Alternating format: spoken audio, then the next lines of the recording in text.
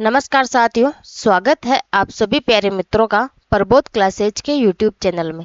साथियों, आज हम फिर से बात करने वाले हैं आधुनिक काल के प्रश्नों के बारे में। और जो आधुनिक काल के प्रश्न हैं, आज हम बात करने वाले हैं 451 से आपके जो है 475 तक जो प्रश्न हैं उनके बारे में बात करेंगे। साथियों, ऐसे ही आपके सामने अब से कम आधुनिक काल की जो है 4-5 वीडियो आएगी, रेगुलर रहेगी वो। उसके बाद फिर से जो हम कुछ प्रश्नों की बात रीतिकाल में करेंगे और कुछ जो है आपके भक्ति काल के प्रश्नों की बात करेंगे। ठीक है साथियों, आपकी जो ये क्लास है रोजाना आपको पता है फिक्स शाम को जो 6 बजे है ये क्लास आपके डेली अपलोड हो जाती है, तो आप आराम से डेली 6 बजे इस क्लास को देख सकते हो। शुरुआत करते हैं बिना किसी देरी के आज की कक्षा का। आज अपना जो प्रश्न है पहला वो है आज का पहला, और ऐसे अपने प्रश्नोत्तर के माध्यम से देखें तो 451 नंबर का प्रश्न है निम्नलिखित में से मैथिली शरण गुप्त की कौन सी रचना खंड काव्य विधा की नहीं है। साथियों, ये प्रश्न है आपके सामने कि कौन सी रचना है जो मैथिली शरण गुप्त की जो है रचना खंड काव्य विधा की नहीं है। अगर आपके सामने मैं बात करूं, ए ऑप्शन है कुणाल गीत, ख ऑप्शन आपके सामने विष्णु प्रिया, ग ऑप्शन है आपके सामने यशोधरा, और इसके बाद आपका जो चौथा ऑप्शन है वो है साकेत। तो साथियों, यहाँ मैं बात करूँ आपके मैथिली शरण गुप्त की जो रचना खंड काव्य विधा की नहीं है वो कौन सी हो जाएगी, आपके साकेत। अब साकेत कैसे हो जाएगी साथियों, ये आपके खंड काव्य विधा की ना होकर आपके कौन सी है, महाकाव्य विधा की। कौन सी है, महाकाव्य विधा की। अब महाकाव्य जैसे आपके मैथिली शरण गुप्त है, इन्होंने 21 प्रबंधात्मक जो है रचनाएं लिखी थी। कितनी, 21 प्रबंधात्मक रचनाएं लिखी। ठीक है, प्रबंधात्मक रचनाएं लिखी। ठीक है, अब हम इसको जो है जो आपके मैथिली शरण गुप्त है इसको दो भागों में विभाजित करते हैं। एक में तो हो जाएगी आपके जो 19 रचनाएं और एक में हो जाएगी आपके 2 रचनाएं। 19 जो है आपके ये तो है आपके खंड काव्य की रचनाएं, और 2 है वो है आपके महाकाव्य की रचनाएं। कौन कौन सी, 19 खंड काव्य की है और 2 आपके महाकाव्य की है। इसमें आपके जो महाकाव्य है इसमें आप एक तो आपके अभर्त हो जाएगी और दूसरी जो हो जाएगी आपके वो हो जाएगी साकेत। कौन सी, एक साकेत और एक अभर्त। तो आपकी जो साकेत है ये महाकाव्य विधा की है। ठीक है, ये खंड काव्य विधा की नहीं है। तो आपका जो यहाँ पे ऑप्शन नंबर ग है ये बिल्कुल सही उत्तर हो जाएगा। इसके बाद अगले प्रश्न के बारे में हम बात करते हैं। अगला प्रश्न आपका खड़ी बोली को परिमार्जित करने, संस्कारित करने तथा व्याकरण शुद्धता प्रदान करने वाली पत्रिका कौन सी है। साथियों, आपके सामने प्रश्न है कि खड़ी बोली को परिमार्जित करने, संस्कारित करने तथा व्याकरणिक शुद्धता प्रदान करने वाली पत्रिका कौन सी है। आपके सामने यहाँ अगर मैं ऑप्शन के बारे में बात करूँ, ए ऑप्शन आपके सामने सरस्वती, ख ऑप्शन है ब्राह्मण, जो आपके सामने तीसरे नंबर का ऑप्शन है वो कर्मवीर, और आपके सामने चौथा ऑप्शन है वो है साहित्य संदेश। तो साथियों, यहाँ मैं बात करती हूँ ऑप्शन के बारे में, तो आपका जो सरस्वती है ये आपके खड़ी बोली को परिमार्जित करने और संस्कार जो आपके संस्कारित करने वाली व्याकरणिक शुद्धता प्रदान करने वाली पत्रिका है। कौन सी, सरस्वती पत्रिका। तो यहाँ पे जो है आपका क नंबर का ऑप्शन है बिल्कुल सही उत्तर हो जाएगा। इसके बाद अगले प्रश्न के बारे में हम बात करते हैं। 453 नंबर का प्रश्न है साकेत में राम का चरित्र काव्य के द्वितीय श्रेणी के चरित्री में परिगणित होने योग्य ही बन सका। प्रस्तुत कथन किसका है। साथियों, आपके सामने कथन है और बहुत ही शानदार कथन है। साकेत में राम का चरित्र काव्य के द्वितीय श्रेणी के चरित्र में परिगणित होने योग्य ही बन सका। ये प्रस्तुत कथन है जो किसने दिया था। तो यहाँ मैं बात करूँ आपके सामने, ए ऑप्शन है नंदुलारी वाजपेयी, ख ऑप्शन है गुलाब राय, ग ऑप्शन है रामचंद्र शुक्ल, और ग ऑप्शन फिर से आपका जो है वो है राम कुमार वर्मा। तो साथियों, ये कथन जो है आपके नंद दुलारे वाजपेयी का है। किसका, नंद दुलारे वाजपेयी है। इन्होंने जो कहा था कि साकेत में राम चरित्र काव्य के द्वितीय श्रेणी के चरित्र में परिगणित होने योग्य ही बन सका है। तो आपका ये कथन किसका है, नंद दुलारे वाजपेयी का। तो आपका यहाँ पे क नंबर का जो ऑप्शन है सही उत्तर हो जाएगा। अगले प्रश्न के बारे में बात करती हूँ। अगला प्रश्न है आपका वो है देशभक्त वीरों मरने से नेक नहीं डरना होगा, प्राणों का बलिदान देश की बेदी पर करना होगा। उक्त पंक्तियों में द्विवेदी युग किसकी, द्विवेदी युग की कौन सी प्रवृत्ति लक्षित हुई है। तो साथियों, यहाँ हम बात करते हैं आपके देशभक्त वीरों, मरने से नेक नहीं डरना होगा, प्राणों का बलिदान देश की बेदी पर करना होगा। जो आपकी पंक्तियां हैं द्विवेदी युग की हैं, इसमें कौन सी प्रवृत्ति लक्षित हुई है? क ऑप्शन आपके सामने प्रकृति चित्रण की, ख ऑप्शन है इतिवृत्त्यात्मक, ग ऑप्शन है राष्ट्रीयता की भावना, और आपके सामने फिर से ग ऑप्शन है वो नैतिकता या आदर्शवाद। तो साथियों यहाँ मैं बात करूँ आपके सामने, तो आपके द्विवेदी युग है, इसमें इन पंक्तियों में जो है आपके राष्ट्रीयता की भावना दिखाई गई, देश के बलिदान प्राणों का बलिदान देश की बेदी पर करना होगा, अब तो ये राष्ट्रीयता की भावना है। तो साथ और अगर मैं इसके बारे में बात करता हूँ ये पंक्तियां, तो ये पंक्तियां जो है आपके नाथूराम शर्मा शंकर की पंक्तियां हैं। किसकी? नाथूराम शर्मा शंकर की पंक्तियां हैं। ठीक है। और अगर मैं बात करूं जो आपके नाथूराम शर्मा जो शंकर की ये पंक्तियां हैं, इसमें जो कौन सी रचना से ये पंक्तियां ली गई थी, तो ये पंक्तियां आप इनकी एक रचना है शंकर सर्वर्स। ठीक है, इनकी ये रचना है। इसका प्रकाशन की बात करूँ तो ये 1951 में प्रकाशित हुई थी, जिससे ये रचना है इनकी, इससे जो है ये पंक्तियां ली गई थी। किसके? नाथूराम शंकर जो शर्मा शंकर है, इनकी रचना से ली गई थी। ठीक है, और ये आपके द्विवेदी युग से संबंधित है। तो आपका यहाँ पे जो है ग नंबर का ऑप्शन सही उत्तर हो जाएगा। अगले प्रश्न के बारे में बात करती हूँ।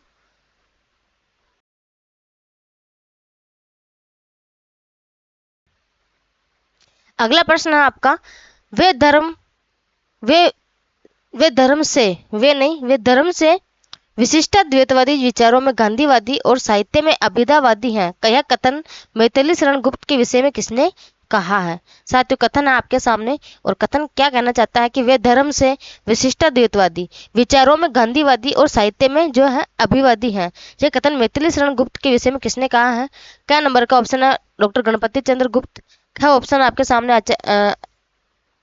आचार्य हजारी प्रसाद द्विवेदी, ग नंबर का ऑप्शन आपके सामने डॉक्टर बच्चन सिंह, और फिर से ग नंबर का ऑप्शन है आचार्य रामचंद्र शुक्ल जी। अगर साथियों यहाँ मैं बात करूँ तो आपके जो ये कथन है ये आपके डॉक्टर बच्चन सिंह ने दिया था। किसने? डॉक्टर बच्चन सिंह का कथन है। तो आपका यहाँ पे ग नंबर का जो ऑप्शन है बिल्कुल सही उत्तर हो जाएगा।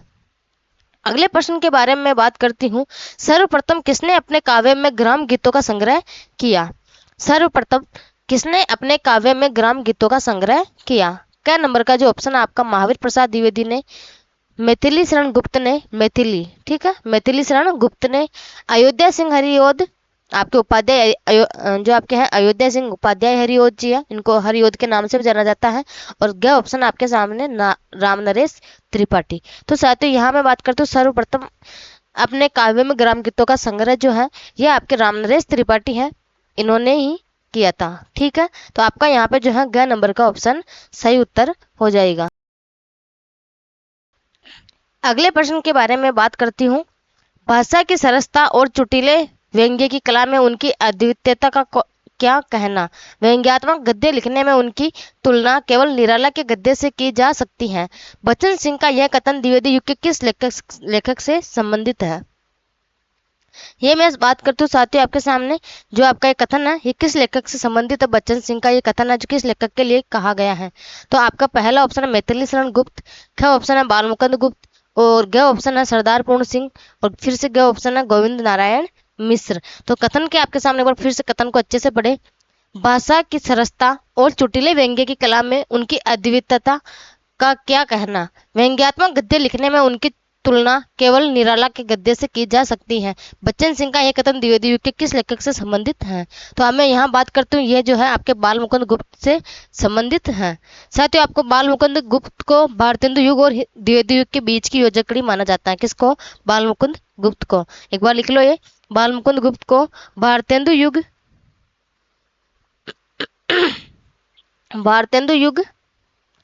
तथा द्विवेदी युग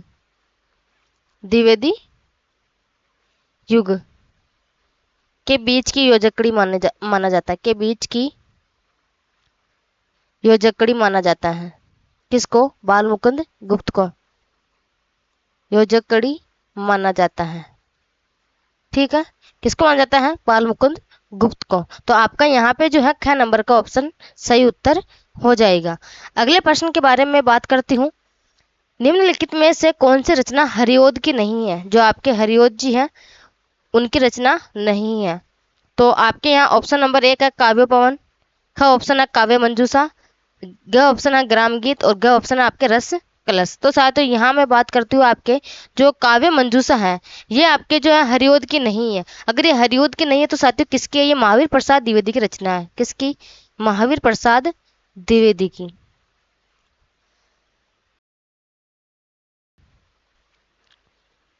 महावीर प्रसाद द्विवेदी की रचना है। ठीक है, बाकी की जो 3 है आपके काव्य पवन, ग्राम गीत और रस कलश, ये तीनों जो है आपके हरिओद की रचनाएं हैं। और आपके जो काव्य मंजूषा है ये महावीर प्रसाद द्विवेदी की रचना है। ठीक है, तो आपका यहाँ पे ख नंबर का ऑप्शन है जो सही उत्तर हो जाएगा। अगले प्रश्न के बारे में बात करते हैं। द्विवेदी मंडल के किस कवि ने गोल्ड स्मिथ कृत हरमिट का संस्कृत श्लोकों में अनुवाद किया? जो साथियों आपके सामने प्रश्न है वो है द्विवेदी युग है जिसके किस कवि ने गोल्ड स्मिथ कृत हरमिट का संस्कृत श्लोकों में अनुवाद किया था? तो यहाँ हम बात करते हैं आपके सामने पहला ऑप्शन हरिओद ने, दूसरा ऑप्शन है श्रीधर पाठक ने, या फिर तीसरा ऑप्शन है गिरिधर शर्मा नवरत्न जी ने, और चौथा ऑप्शन आपके सामने लोचन प्रसाद पांडे ने। तो साथियों यहाँ मैं बात करूँ आपके सामने तो वो हो जाएंगे आपके गिरिधर शर्मा नवरत्न जो है वो द्विवेदी युग के कवि हैं जिन्होंने गोल्ड स्मिथ कृत हरमिट का संस्कृत श्लोकों में अनुवाद किया था। तो आपका यहाँ पे जो है ग नंबर का ऑप्शन बिल्कुल सही उत्तर हो जाएगा। अगले प्रश्न के बारे में बात करते हैं। 460 नंबर का प्रश्न है, किस कवि ने तरंगी और अलमस्त नाम से हास्य व्यंग्य की कविताएं लिखी हैं? किस कवि ने जो है तरंगी और अलमस्त नाम से हास्य व्यंग्य की कविताएं लिखी हैं? क नंबर का ऑप्शन है रामनरेश त्रिपाठी, ख नंबर का ऑप्शन है रूप नारायण पांडे, ग नंबर का ऑप्शन है मुकुंदर पांडे और फिर ग नंबर का ऑप्शन आपके सामने गया प्रसाद शुक्ल सनई।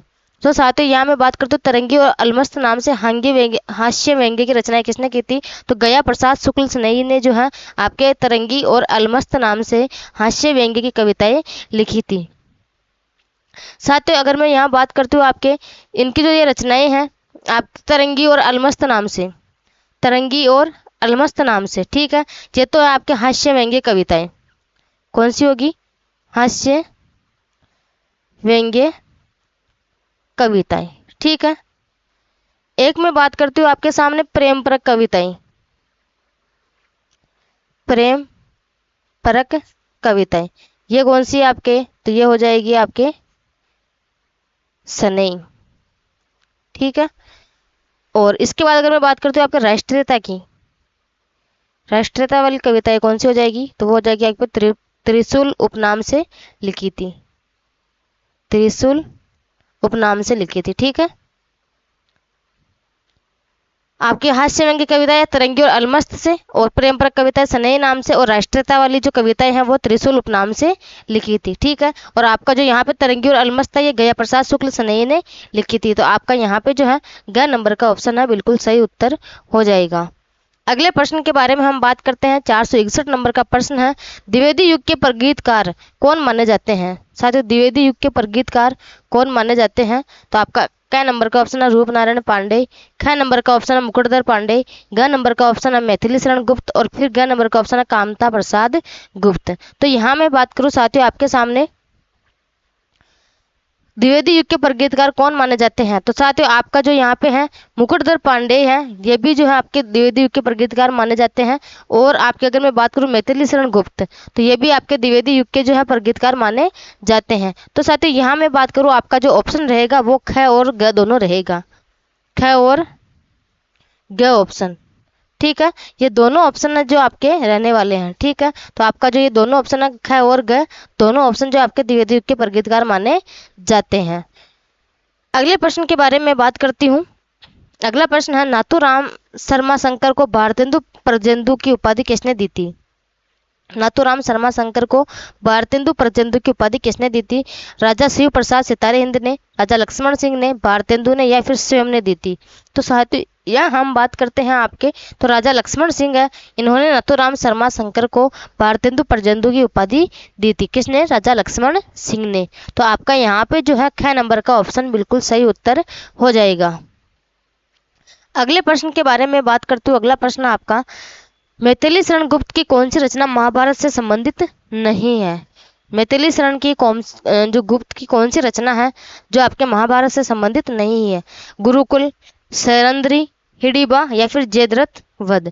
तो साथियों यहाँ मैं बात करती हूँ आपके गुरुकुल जो रचना है, मैथिली शरण गुप्त की गुरुकुल रचना है, ये आपके जो है महाभारत से संबंधित नहीं है। अगर ये महाभारत से संबंधित नहीं है तो साथियों किससे संबंधित है? तो ये सिख धर्म, जो आपके सिख धर्म है, कौन सा? सिख धर्म से संबंधित है। ठीक है, ये जो रचना है आपके सिख धर्म से संबंधित है। कौन सी? गुरुकुल। तो आपका यहाँ पे जो है ए नंबर का ऑप्शन बिल्कुल सही उत्तर हो जाएगा। अगले प्रश्न के बारे में हम बात करते हैं। अगला प्रश्न है आपके अगला प्रश्न है 464 नंबर का। श्रीधर पाठक द्वारा खड़ी बोली में रचित प्रथम कविता कौन सी है? श्रीधर पाठक द्वारा खड़ी बोली में रचित प्रथम कविता कौन सी है? क्या ऑप्शन आपके सामने? वनाष्टक, ख आपके सामने भारत गीत, ग ऑप्शन है जगत सच्चाई सार, और फिर ग ऑप्शन है गुणवंत हेमत। ठीक है, श्रीधर पाठक द्वारा खड़ी बोली में रचित प्रथम कविता कौन सी है? तो साथ ही हो जाएगी आपके गुणवंत हेमत। कौन सी? गुणवंत हेमत, जो इसका सन क्या है अगर प्रकाशित माने, सन इनका 1900 ईस्वी में। प्रथम कविता कौन सी है? गुणवंत हेमत, जिनका सन की बात करें तो 1900 ईस्वी में। ठीक है, अगर साथियों हम यहाँ केवल आपके जो है हेमंत की बात करते हैं, हेमंत कविता किसकी है?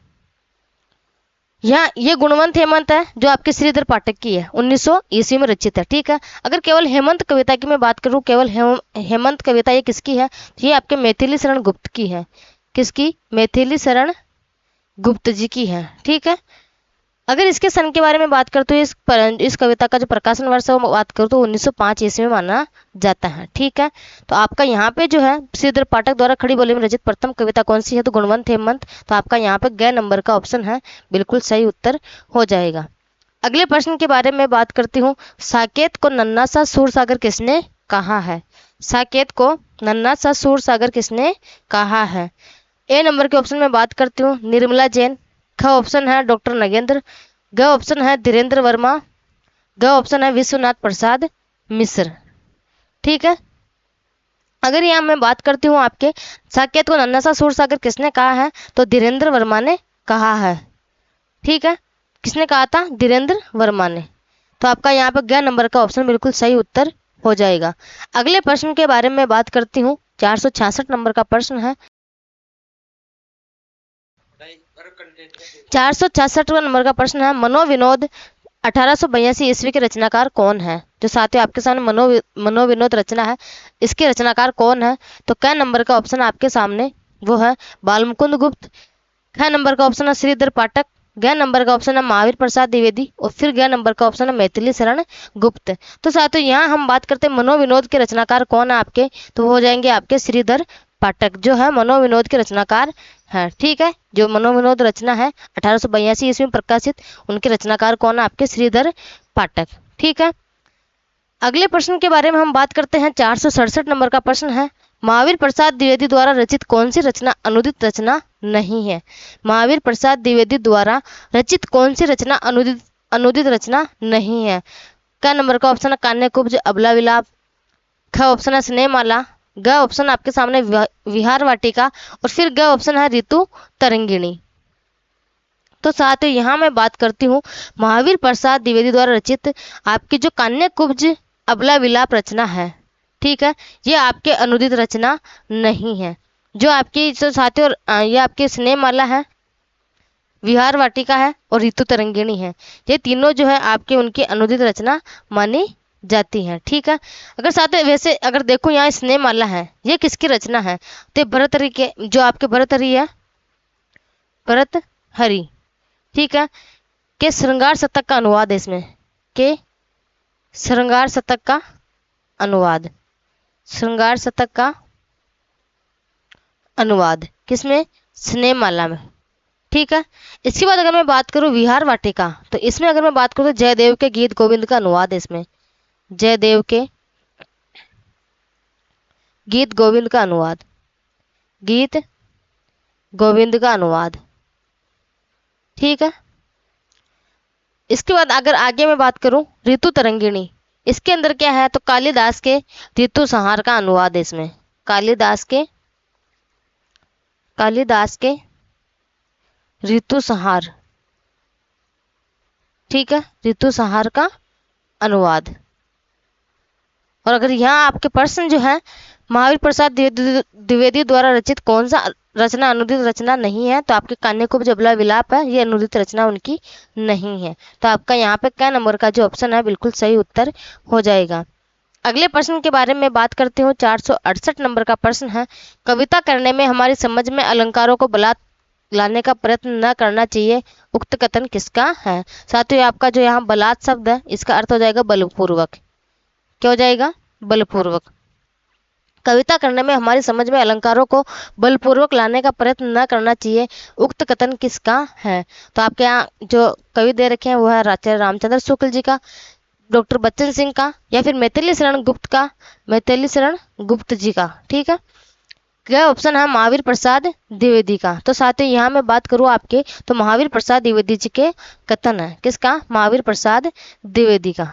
ठीक है, तो आपका यहाँ पे जो है ग नंबर का ऑप्शन बिल्कुल सही उत्तर हो जाएगा। अगले प्रश्न के बारे में बात करती हूँ।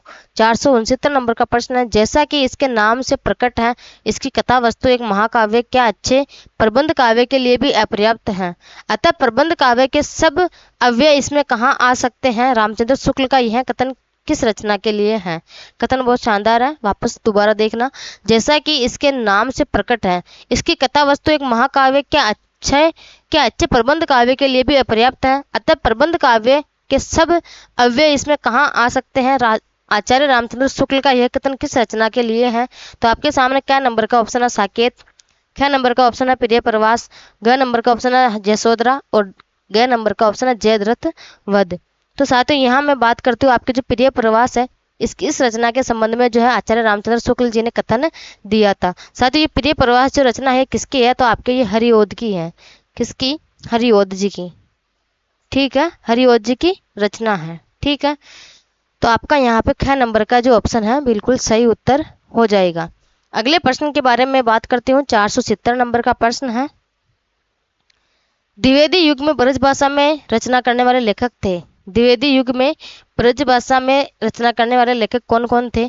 जगन्नाथ दास रत्नाकर, सत्यनारायण कविरत्न, तीसरा ऑप्शन है मैथिली शरण गुप्त, और ख आपके सामने चौथा ऑप्शन है वो है श्रीधर पाठक। तो साथियों यहाँ मैं बात करती हूँ आपके सामने तो आपके एक तो आपके जो है जगन्नाथ दास रत्नाकर, ठीक है, और एक सत्यनारायण कविरत्न, ये दोनों जो है आपके द्विवेदी युग में ब्रज भाषा में रचना करने वाले लेखक हैं। तो आपका पहला और दूसरा तो आपका कै नंबर का ऑप्शन है यहाँ पे जो बिल्कुल सही उत्तर हो जाएगा। ठीक है, अगले प्रश्न के बारे में बात करती हूँ। अगला प्रश्न है, मैकाले की प्रसिद्ध रचना होरेसस का ब्रज भाषा में अनुवाद किसने किया।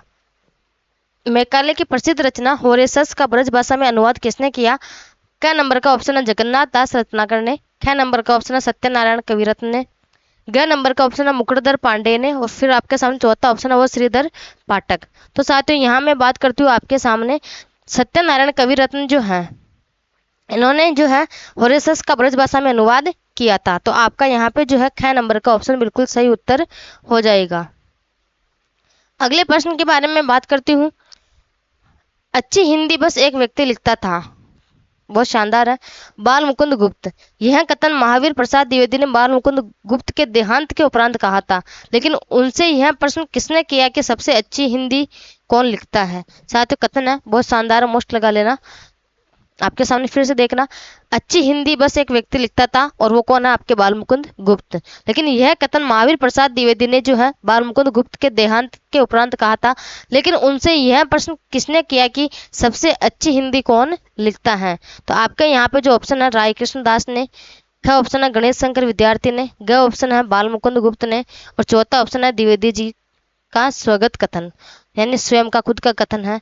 तो साथियों ये कहने वाले हैं आपके राय कृष्ण दास जो है आपके, इन्होंने जो है उनसे ये प्रश्न किया था कि सबसे अच्छी हिंदी कौन लिखता है। तो ये किसने पूछा था ये प्रश्न उनसे? तो राय कृष्ण दास ने किया था। ठीक है, तो आपका जो यहाँ पे है क्या नंबर का ऑप्शन बिल्कुल सही उत्तर हो जाएगा।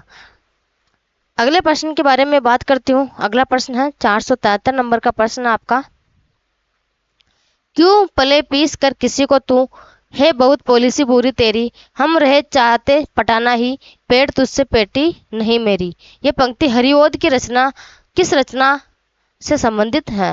ये पंक्ति जो है हरिओद की किस रचना से संबंधित है? वापस पंक्ति देखिए आप एक बार। पंक्ति है, क्यों पले पीस कर तू किसी को तू, है बहुत पॉलिसी बुरी तेरी, हम रहे चाहते पटाना ही, पेड़ तुझसे पटी नहीं मेरी।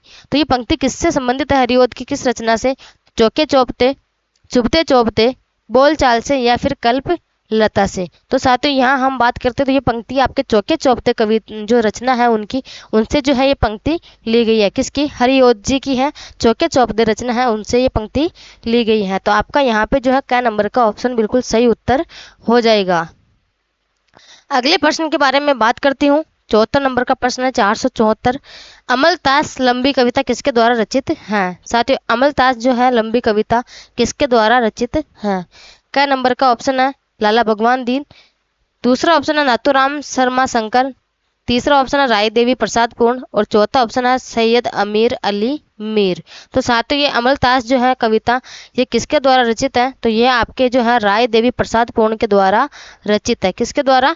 राय देवी प्रसाद पूर्ण के द्वारा रचित है। तो आपका यहाँ पे घ नंबर का जो ऑप्शन है बिल्कुल सही उत्तर हो जाएगा। आज का अपना अंतिम प्रश्न है 475 नंबर का। द्विवेदी युग में प्रमुख सूक्तिकार के रूप में कौन प्रसिद्ध थे? द्विवेदी युग में प्रमुख सूक्तिकार के रूप में कौन प्रसिद्ध थे? तो अगर आपके मैं यहाँ ऑप्शन के बारे में बात करूँ, क्या ऑप्शन है हरिओद जी, ख ऑप्शन है राय देवी प्रसाद पूर्ण, ग ऑप्शन है श्रीधर पाठक, और फिर आपके सामने चौथा ऑप्शन है रामचरित उपाध्याय। तो साथियों यहाँ मैं आपके बात करूं तो आपका ग नंबर का ऑप्शन सही हो जाएगा। रामचरित उपाध्याय हैं ये आपके द्विवेदी युग में प्रमुख सूक्तिकार के रूप में प्रसिद्ध हुए थे। कौन? रामचरित उपाध्याय। यहाँ पे आपके जो है रामचरित उपाध्याय है। ठीक है, रामचरित उपाध्याय। तो आपका यहाँ पे जो है ग नंबर का जो ऑप्शन है बिल्कुल सही उत्तर हो जाएगा। तो साथियों आज के अपने यहाँ पे जो है 25 प्रश्न कंप्लीट हुए। कल से हम बात करेंगे अगले 25 प्रश्नों के बारे में। तो आज के लिए यही, धन्यवाद, शुभ दिन।